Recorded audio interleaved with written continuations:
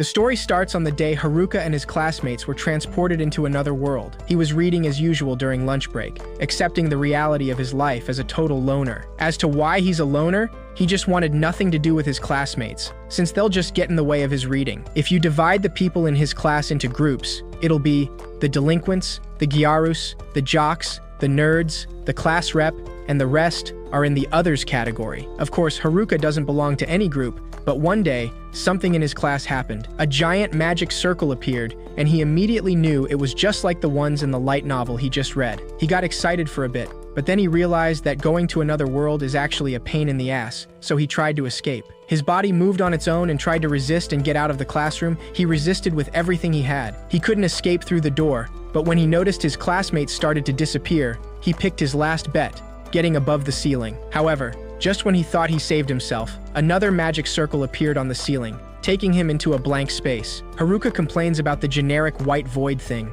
wondering if there shouldn't be an overweight king or a pretty princess beyond the reach of any nerd. There's nothing like that there, but he does notice a lonely old guy, as lonely as he is. The old man runs towards him, seemingly panicking, asking him why he's still there, since the others have already left. Haruka assumes that the old man is kind of the god of another world, and he told him the rest of his classmates were already transported, so he was left behind. He now has to get ready to get transported, and he has to pick his status and skills for another world. Normally, each person gets 50 points and uses them to pick skills and magic, but apparently, it's the first time the old guy summoned 43 people, so all the cheat skills have been taken, leaving only worthless skills. Haruka still tries to take a look at the remaining skills, but he can only complain to see how useless they are. They go from Kane to corporate proactiveness, which makes him wonder if he'll fight monsters with a stick or if he'll be an office worker in another world. Seeing all the leftover skills, Haruka confronts the old man, asking him what he's going to do about this, since he can't even get past the starting village with these. After Haruka complains and criticizes him so much, the poor old man snaps, saying that, in that case, he'll grant him all the remaining skills. Just like that,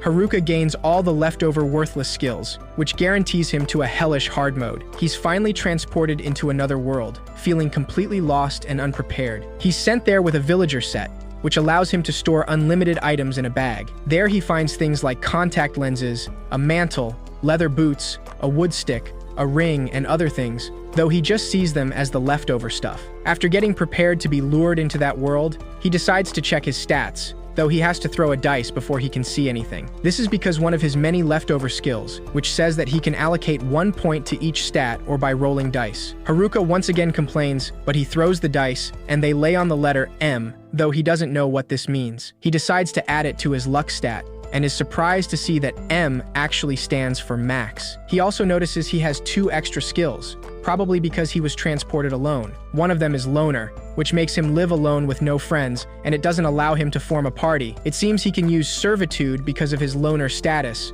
but Haruka is still sad to know he won't get any harem in this world. He easily accepts that and decides to start his life in that world, wanting to secure a base of operation and find some food. His visibility is really bad with all the trees, so he decides to use the contact lenses he saw in his bag before, and surprisingly, they provide the appraisal skill. This allows him to discern many things, so now he can see crystal clear, and he quickly finds edible mushrooms. Now being able to find anything he wants, Haruka goes to a river to collect some water, and he later finds a cave. The place is seemingly empty, and it looks spacious and comfortable, so living there might be a good idea. Haruka decides to pick twigs and leaves in the forest, and by using temperature magic, he manages to light a fire, which should be enough to keep beasts away. When he checks his status, he realizes his temperature magic leveled up, and that unlocks fire magic. He also got clairvoyant sight, presence detection, and enemy tracking, which must have been because he was on the lookout for monsters, though he doesn't know what he'll do if monsters actually show up, since all he can do right now is to smack them with sticks. Despite that, Haruka tiredly falls asleep in that cave, using a tent and lanterns he got from his special bag, and that way, he makes it through the first day on another world alone. Now on the second day, he's relieved to see there were no problems at night, since he has items to repel monsters in his bag, and his shut-in job title protects his living space. Despite this, he has an empty stomach to fill, so he creates fire using the fire magic he learned the day before, and prepares a decent meal with the mushrooms he collected and the beef jerky from his bag. The villager set he got even includes a frying pan and knives, so cooking is not really an issue. With a little bit of seasoning, he's delighted to finally have some breakfast, surprised by how good it actually tastes. After his stomach is full, Haruka walks through the woods, deciding that the cave will work as his base. So next is securing food and taking some safety measures. As he collects some mushrooms, he suddenly detects a presence with his skill, and he's terrified to see goblins. They're small fries, but their stats are higher than expected, so Haruka wonders if he can win. However, the fact that he entered the forest means he will have to deal with them, so he can't waste this chance, though he doesn't know if a stick will do the job. He tries wrapping the stick with magic using packing, a skill that allows him to wrap all manners of things with magic. It turns out better than he thought, and without relying on cheat skills, he's sure he'll surpass them. Haruka hits the poor goblins with a stick, managing to read all their moves just to finish them off with some magic. After that, he decides to go back to the river, washing his face as he thinks about the fact that he survived his first battle, even if they were just two small goblins. He knows there is a lot to reflect on, but he admits he moved a lot, so to him, that is good enough. With that in mind, he heads back towards the cave, feeling like he's actually more exhausted mentally rather than physically. Once again, he lights a fire and cooks some mushrooms, since that is all he has for now, though he doesn't complain. Haruka got a wooden club from one of the goblins he defeated earlier. It's heavy, and the range is really short, so he can't really use it. Even his wooden stick is better, so that will be good enough for now. He decides to check his status once again, and cheers when he discovers he leveled up. And even his stats are more than doubled now. His cane mastery also leveled up as well, even though all he did was just whack things with his wooden stick. He notices his sensitivity skill also went up, which is kind of strange, since the goblins didn't capture him or did questionable things he would only read in a light novel. He also got magic infusion, and that is probably because he enchanted his stick with magic. His calisthenics went up as well, even though he's only been in that world for a day. On the third day, as expected, Haruka is already getting sick of eating only mushrooms. He would love to eat meat, but if he said that, the class rep would definitely get mad at him, saying that extravagance is bad for him. With that in mind, Haruka finishes his plate of mushrooms, now ready to enhance himself, using Magic Infusion Level 1. That skill cloaks the body with magic and enhances them, empowering physical and magic defense. As for the effects of that magic infusion that he got the day before, he can now get a complete package of body enhancements plus physical and magical defense. After doing that, Haruka notices his appraisal skill also went up to level 2, but he can now see question marks on the names of the things, so he wonders if the skill just got downgraded. Unable to understand and not wanting to think about it, he decides to exit the cave, convincing himself that it is time to head out already. Haruka walks into the woods one more time, this time wanting to properly practice some magic for the very first time. As he walks through the forest, he gets excited to find food, though it is only more mushroom once again, but he still claims that the forest has already blessed him. After thinking about it for a moment, he changes his mind and throws the mushroom away, realizing how sick of it he already is. Completely desperate, he starts searching for something else to eat in his surroundings, wondering why meat doesn't just grow out of trees in this world. Haruka searches desperately through the forest, until he remembers he is actually there to practice his magic, and he scolds himself for getting distracted so easily at the sight of simple mushrooms. Getting himself together, he decides to use Magic Infusion, wrapping his whole body in magic. With that, Haruka is able to jump and run at high speed through the forest, surprised to feel so light and fast. He even feels kind of like he's teleporting somehow, and he gets excited to realize that his dexterity is off the chart. Now more confident than ever, Haruka runs through the woods until he finds a pair of goblins once again. He's sure that even if he's up against these strong goblins, he'll be able to easily defeat them. Just as he said, he runs towards one of the goblins and attacks it with his stick, defeating the poor thing with a couple smacks. Unlike before, now two goblins are definitely no match for him, and this is already going so much better compared to the day before. Haruka defeats the other goblin, once again, with just a few strikes of his wooden stick. He now feels more confident, like he might even be able to take 3 of them at once. However, when 3 goblins indeed show up in front of him, Haruka immediately hides behind some bushes, slowly leaving the place and just deciding that he should stop for now. He decides that he'll actually go home to test his other magics there, something a lot more safe. And so, just on his 3rd day, he went on a goblin hunt during the day, and then at night, he studied magic, or DIY to be exact. He had to go through a lot of trial and error for that one. And then, on day 5, Haruka finally succeeded in defeating a goblin in a single strike and decorated his base with some fancy stuff he proudly made himself. His life in this world is finally starting to go well, and with that taken care of, he decides to go hunting, trying to find some food besides mushrooms. At night, he chases a small bunny, desperate for some meat after so long just eating mushrooms. After a while, he finally catches the poor bunny,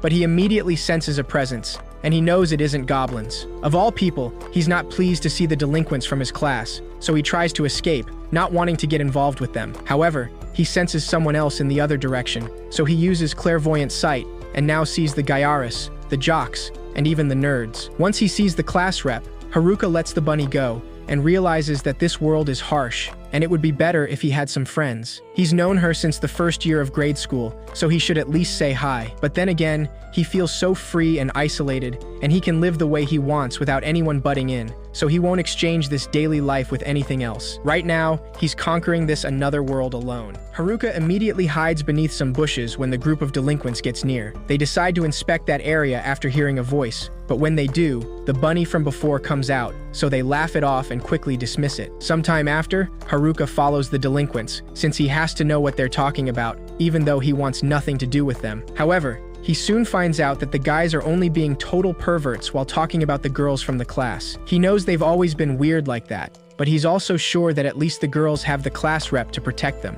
And even if they try to cause problems, she'll definitely stop them. In that moment, one of the delinquents grabs from the neck a student named Tanaka. They want him to confirm if that skill of his will allow them to do what they want, also asking him how exactly it works. Haruka recognizes Tanaka, realizing that the delinquents are using him like a live search tool. One of them suggests going back with the others, and after they leave, Haruka assumes that the whole class must be upstream. However, he still believes that being a loner is the way to go, so Haruka starts walking in an entirely different direction. Once he gets home, he's shocked to see his loner skill just leveled up, and that probably because he avoided his classmates before. If NEET had leveled up too after all that hard work, he would have broken down right there, which makes him think that these titles really wreck his self-confidence. Though he's still only at level 3 himself, and that's probably because of these Master of None and Dummy skills. He knew they'd be hard to level up, but he's not sure what they even do. Master of None likely means he can't stay focused on any one thing long enough to hit it big, but it does let him handle most things pretty well. He wonders if Dummy makes him some kind of puppet,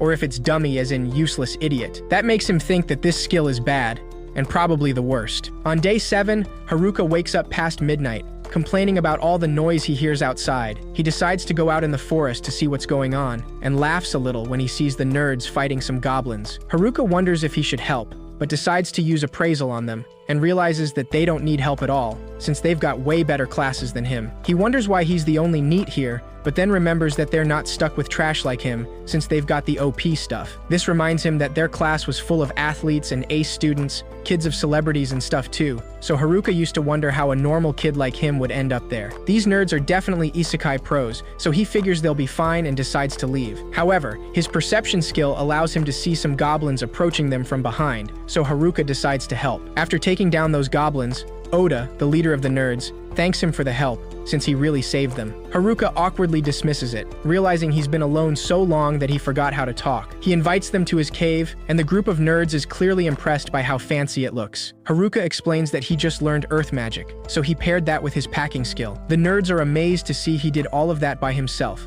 commenting that it's not fair he gets it all to himself, since the place is so big. Haruka serves them some drinks and asks them what happened to everyone else, wondering what they're up to at night alone. After some hesitation, Oda confesses that they're actually on the run, explaining that it all started when everyone but him got transported to the forest. Everyone started panicking, wanting to go home, but the nerds were the only ones that remained calm, feeling confident with their stats and the information they know thanks to light novels. The delinquents immediately threatened them, wanting them to tell them all they knew. In the meantime, the class rep simply looked around with curiosity and then tried to reassure everyone, trying to make them calm down. However, a pack of goblins suddenly showed up behind her, and this made her freeze in fear. All the girls started crying, and even the delinquents were panicking. However, the nerds were all calmed and collected, since goblins are a piece of cake to them. When they easily took down some goblins, the jocks took some courage to fight along, managing to make a brave stand. The monsters were defeated, so the class rep quickly told everyone to move somewhere safer with more visibility. With her wits back, the class rep led everyone to a safe riverside clearing,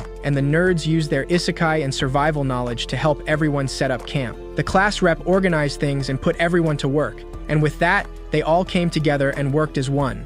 Or so it seemed. The Gyaris decided that they didn't want to do any work, so they counted themselves out and left the group. Everyone else saw that, and the class rep couldn't do anything when the others also counted themselves out, wanting to leave all the work to the nerds. The class rep couldn't stop anyone, and just like that, the whole class fell apart. From that point on, Only the class rep, the nerds, and a few other students did any work, while everyone else only complained about their boredom while doing absolutely nothing. Meanwhile, the nerds worked way too much, and they were stuck handling monsters too. It was rough, but they were set on leveling up after all. Charm probably grants control over people, and then there's Puppeteer, which is definitely bad news. Oda saw the delinquents pick those skills back in the White Room, so they decided to level up to stand up to the delinquents' wicked choice of skills. They also decided to keep close eyes on the delinquents, and that's when they heard them blab about their harem plan. Hearing that part of the story, Haruka wonders why they would just talk about it all in the open, making him think that they probably wanted to be caught or something. When the nerds heard about it, they immediately went to the class rep to tell her everything. Once she heard about it, the class rep decided something had to be done, saying that if that's the case, then they need to level up as well. However, the delinquents managed to use Charm and Puppeteer just a few days later, and the class rep happened to catch them right that moment. A few seconds later, all the delinquents were down and apparently unable to move. The nerds then took the chance to use their Seal ability on their Charm and Puppeteer's skills. Once their forced harem plans were exposed, the delinquents were run out of the camp, but they came back for payback time not so long after. Creating chaos in just a few minutes, the delinquents attacked everyone, destroying everything and setting all tents on fire. After everything was completely destroyed, the delinquents left without a word, and for some reason, the nerds took all the blame for what happened. The Gyaris really let them have it, and everyone else also put the blame on them. The only one who stood up for them was the class rep, who tried to tell them that Oda's group did nothing wrong. A few other students took their side along the class rep, but it was all too much to take, so the nerds took off. After hearing all that happened, Haruka gets really emotional, realizing that they've been through a lot, so it must have been rough. Just because of that, he decides that tonight they'll have a feast, though all he has to offer is mushrooms, and the nerds don't seem so eager for it. Haruka ended up spending the next day with them too, thinking that not being a loner isn't so bad sometimes. When they finally decide to part ways, Oda asks him if he's really sure he doesn't want to come with them. He explains that they're headed downriver to look for a town and get started as adventurers, and out of the whole class, he's probably more in their group than any other. Haruka recognizes this, remembering that they used to share books and stuff back then. However, he declines in a dramatic way, not elaborating on his decision as he asks them to go already. After they leave,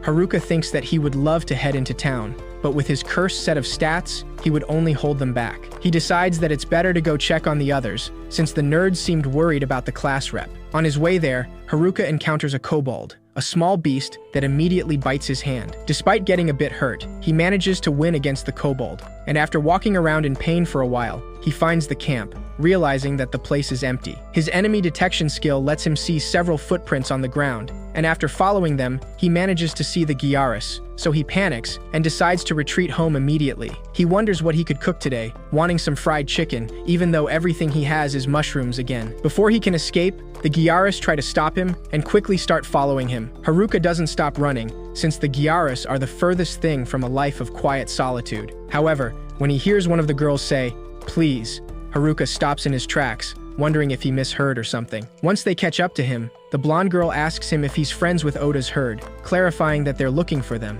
Haruka mentions that he doesn't know about any Oda herd, but he does know some otaku nerds. The girl shouts that it's the same thing, and Haruka asks them why they're looking for the nerds in the first place, since they probably only want to put them to work again. To his surprise, the blondie explains that they just want to apologize, which actually manages to leave Haruka speechless. The other Gyaris explain that they totally see what they did now, and they realize that they're only alive thanks to the nerds. Still completely taken aback, Haruka recognizes that they seem serious, which is surprising, since you'd never find them apologizing back in the real world. Yet, he tells the girls that they'll never catch up to them, wanting to know if they can even make it out of these woods or fight monsters. Seeing their hesitation, Haruka asks them if they're going to go find their saviors and apologize, or if they're going to give up. Haruka demands an answer, knowing deep down that he's being harsh, but he knows that he'd be doing the nerds a disservice if he didn't check if the girls really mean it. Surprisingly enough, when Haruka looks back up at the girls, they're completely bawling her eyes out, saying that they just want to apologize. It's at that moment he realizes he messed up,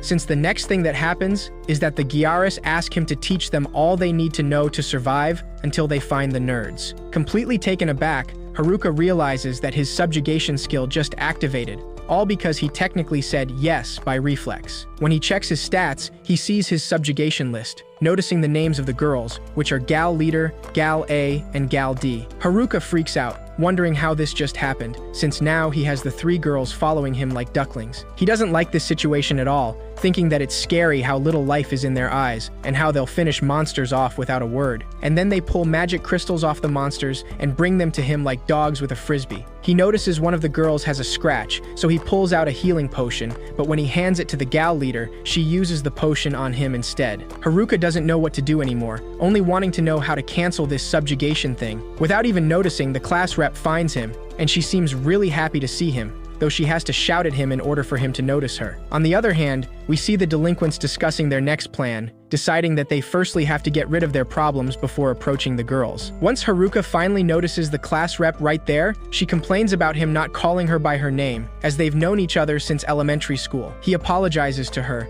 and soon, all the girls from class catch up to them, so he realizes that everyone but the gal group stuck together. The class rep asks him what's wrong with Shimazaki, the leader of the Gyarus and the others, since something seems off with them. Haruka doesn't know how to answer that, and even he wants to know why subjugation activated back then. Once he explains what happened, the class rep obviously freaks out, asking him why he did something like that, since subjugation is something that's supposed to be used on monsters. He says that it just sort of happened, but this only makes him sound more suspicious. So all the girls stare at him with an ice-cold glare, not believing a thing. Not being able to explain anything, he decides to simply leave. But the class rep doesn't allow this. She shakes Shimazaki back to her senses and is relieved to see she's okay and out of her trance. The class rep orders Haruka to sit still as she explains all that happened to the Gyarus, and also listens to their side of the story. He's left alone again, like always, so he decides to practice expanding his house in the meantime. Haruka wonders if he can build a basement, so he starts using his magic right there. After a lot of concentration though, he ends up buried in the ground, so the class rep scolds him once again. He explains that he got bored while waiting, so she asks him if he's a cat who likes tight spaces or something. The class rep easily gets him out of the ground, explaining that Shimazaki told her all that happened,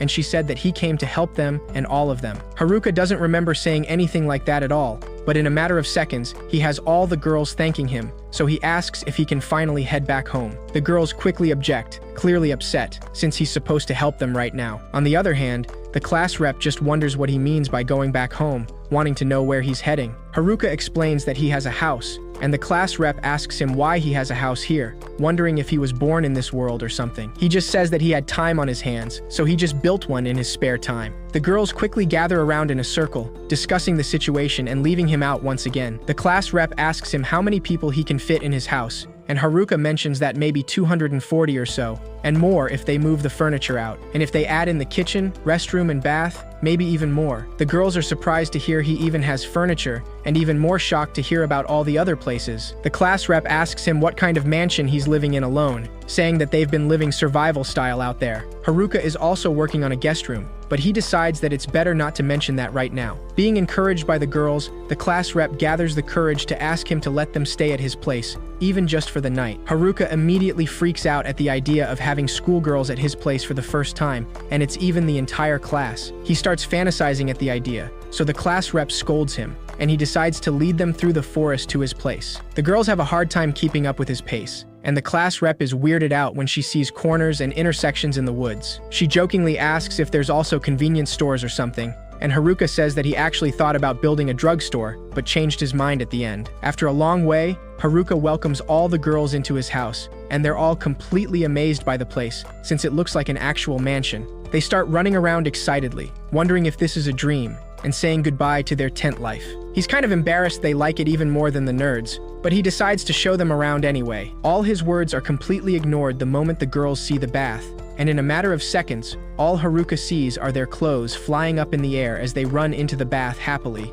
ignoring everything else. Not even the class rep can stop them from stripping, and Haruka comes to the conclusion that all their time in the woods turned them into savages. After all that ruckus, he celebrates being alone again after setting up a tent outside his house, which allows him to enjoy his peace and quiet. He knows only a loner could enjoy such a thing, but there's no way he could stay with a whole herd of schoolgirls. Haruka is startled to see the class rep staring at him right then, but she just thanks him for saving them. After the boys left, they've been all worried, so it's nice to feel at ease again finally. A fancy room, food, and a bath, has everyone in high spirits once again, and they were able to bounce back. The class rep is sad she couldn't do anything for them, but Haruka assures her she's done a lot. He explains that she doesn't have to do what Oda did, since the nerds were practically raised for the day they got transported here. She can't go making comparisons, and she doesn't have to judge herself against guys born for this, since they're the weird ones. At the end, the class rep smiles, feeling grateful for his words, though she also mentions that if he has a better lifestyle than the nerds, then he's even weirder than them. That night, Haruka is barely able to sleep, since he couldn't stop thinking about all the schoolgirls staying in his house. The next day, a sweet girl he doesn't even know wakes him up in an unusual way, getting on top of him to tell him that breakfast is ready. Trying to ignore the fact she's literally on him, Haruka looks away and asks, "What's for breakfast?" trying not to make eye contact. The girl tells him that she prepared mushrooms and grilled fish, not expecting the strong head bump Haruka gave her for simply mentioning the word fish. The class rep comforts the poor girl, but Haruka just enjoys the grilled fish, tearing up as he wonders when was the last time he ate fish. Clearly confused, she asks him what his deal is, since he's been literally living in front of a river all this time. Haruka confirms this, explaining that he spent every day watching the fish while eating mushrooms. He couldn't catch any, since they're too fast and kind of slippery, so he never had any luck. Haruka asks them if they have an easy way to catch them, so the girls decide to show him. Once they get to the river, one of the girls uses lightning magic in the water, making all the fish jump. He excitedly asks her to do it again, and once the girl does, he wraps the lighting magic with his packing skill. Haruka lets that box fall into the water and finally manages to catch some fish. In addition to that, he also got himself that lighting magic while he was at it, now being level 1. Being quite lost, the class rep asks him what he just did, and he explains that by using his packing skill on magic, he can get whatever elemental magic it is. She mentions that that sounds pretty overpowered, so Haruka admits that even the worst skills have some use, apparently, since he could get magic just like that. A while after that, Haruka is sitting by the river next to the class rep as some of the girls play in the water. He asks her if they've decided what they're going to do, and the class rep says that they haven't really come to an agreement, but they're thinking of heading to town. Haruka remembers that the Gyarus did say they were going to hunt down the nerds, but Shimazaki appears out of nowhere to clarify they just want to thank them and apologize. The class rep calms her down, and then mentions to Haruka that she was thinking they should level up before heading for town. He agrees with that idea, since they're going to need a few more levels if they want to hunt down the nerds. Once again, Shimazaki protests, but Haruka ignores her and smiles, saying that he'll help out if they want to level up. The class rep thanks him, but she also clarifies that they won't be hunting Oda and company though. Haruka seems to be a little disappointed, saying that he wanted to see the clash between the nerds and the Gyarus with their OP skills. Still, sometime after that, all the girls gather in front of him to start their training. Haruka mentions that, before they start leveling up, he'd like to know where everyone's at. All the girls tell him what their level is, and he's terrified to see that they are all high level, and the lowest is level 16, when he's still only level 7. He doesn't think these overpowered girls even need him, but he decides to try either way. When he spots monsters behind the bushes, he instructs the girls to take down these kobolds, since it's an easy group of 3 low-level ones. All the girls seem confident about it, completely ready to finish them up right there and then. However, in a matter of minutes, the girls are laying on the ground, defeated, and Haruka claims that that was pathetic. He uses magic to expand his tent, and all the girls are quick to complain, saying that he didn't warn them kobolds are fast and bite. After discussing the situation, the girls decide to go out and try again, but Haruka notices that one girl decided to stay, and it is the sweet girl that woke him up this morning. She sheepishly apologizes, saying that she was testing him back then. The girl explains that when the boys attacked, they almost got her, and it was traumatizing, so she was worried he might attack them too. But he gave them a place to stay, food to eat, and even taught them how to fight, so he's nothing like those other boys. Haruka realizes that the girls have been through a lot, and the girl nervously tells him that she'll come wake him up again tomorrow when the fish is ready. He only smiles at that, deciding to call her Fish Girl, though she doesn't like that nickname very much. The next day, Haruka enjoys another delicious fish thanks to Fish Girl, and while he's eating, he overhears the girls talking about getting some payback on those kobolds, even after getting pummeled yesterday. Luckily, the class rep intervenes, saying that they need to train first, so they decide to start off with some weak goblins. The training was a little harsh on the girls,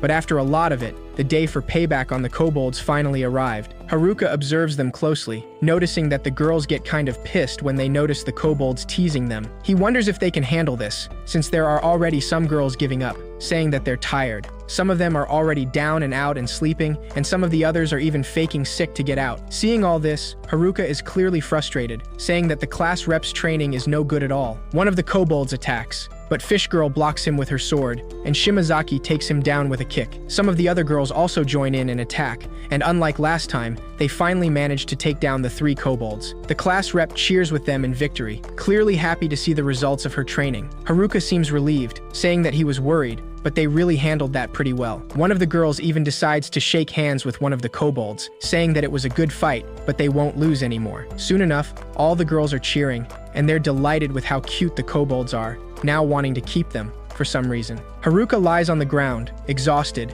thinking that now he can get back to his loner life of freedom. However, the class rep approaches him to thank him, saying that now they can head to town together with him. This clearly takes him off guard, since he never said he was going with them, but the class rep seems to be set on that decision. The next day, all the girls pack their stuff, getting ready for their journey to town. Haruka warns the class rep, saying that there's no telling what might happen out there, so they have to keep their wits about them. In another scene, we see a student running from something under the rain, but he trips and falls, so he begs for his life, saying that he doesn't have a skill like that. The person chasing him doesn't say a word, and immediately goes for his neck, strangling him until the student doesn't move anymore, and leaving him there, alone. And that's it for this video. If you liked it, then subscribe to support the channel. Comment the word fish to prove that you stayed till the end, since not a lot of people do.